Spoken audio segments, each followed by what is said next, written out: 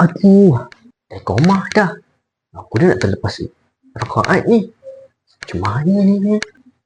Ali, kenapa berlari macam kena kejar mangsa ni? Bukan mangsa ni. Ini lagi bahaya. Imam dah nak rukuk. Kalau kau terlepas, aduh macam mana ni? Tenang. Kita janganlah tergesa-gesa kalau dah dengar iqamah. Tapi rakaat aku tu. Sekarang ni kita jalan je dengan tenang. Mana yang sempat kita ikut, kita ikutlah. Mana yang terlepas, kita sempurnakan.